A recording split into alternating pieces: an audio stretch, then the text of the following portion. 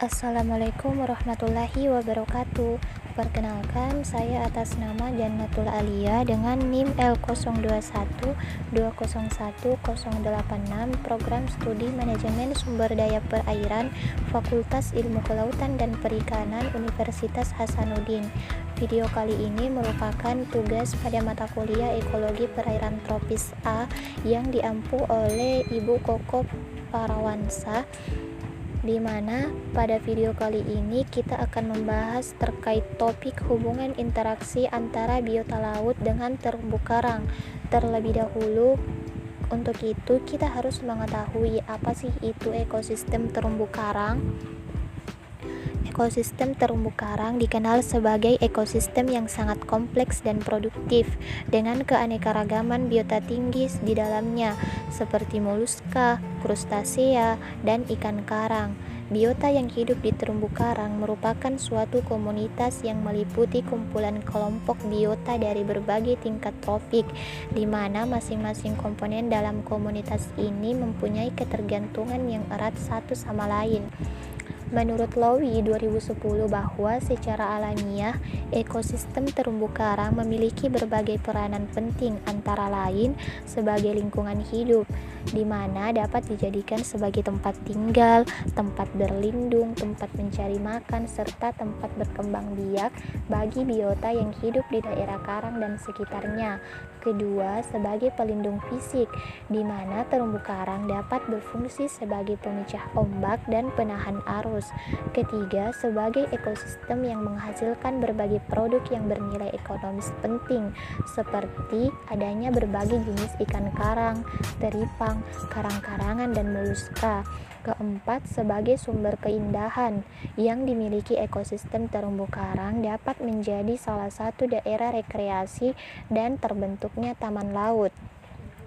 Selain itu, untuk mengetahui hubungan antara biota laut dengan ekosistem terumbu karang, kita akan membahas terkait apa sih itu ikan karang. Ikan merupakan organisme yang jumlah biomasanya terbesar dan juga merupakan organisme besar yang mencolok yang dapat ditemui di dalam ekosistem terumbu karang.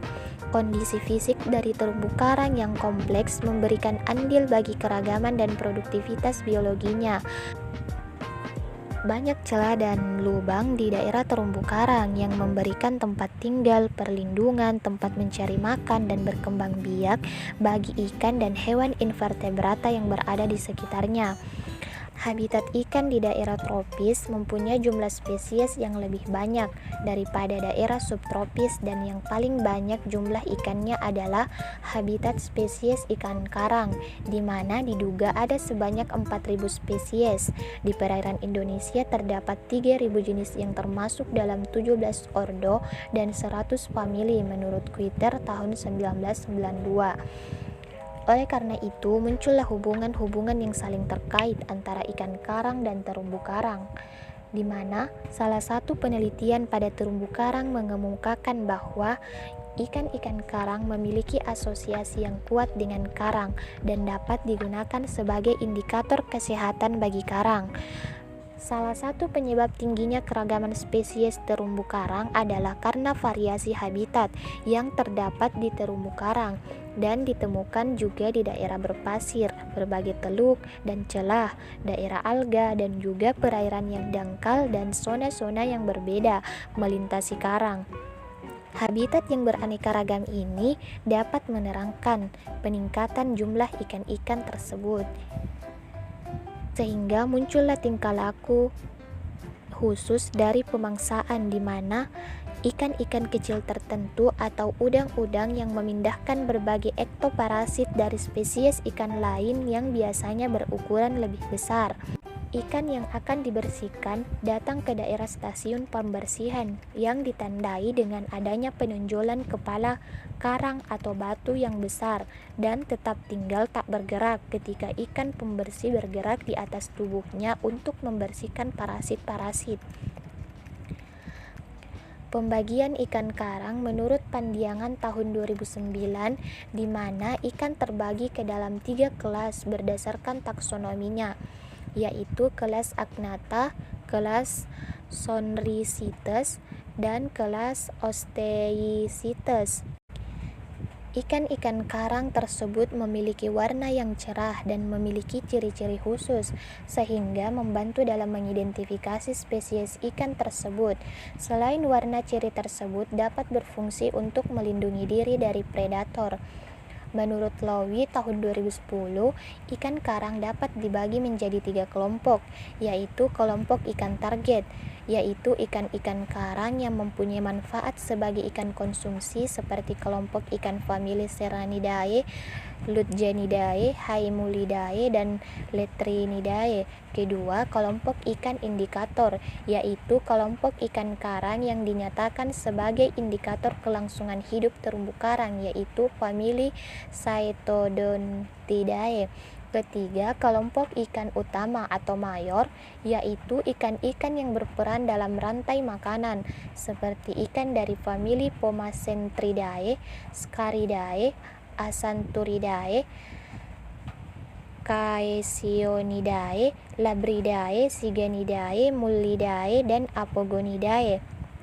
Nah, dari penjelasan di atas dapat disimpulkan bahwa hubungan biota laut seperti ikan karang dan terumbu karang menurut Choate and Bellot tahun 1991 disebutkan dalam 3 bentuk hubungan, yaitu 1.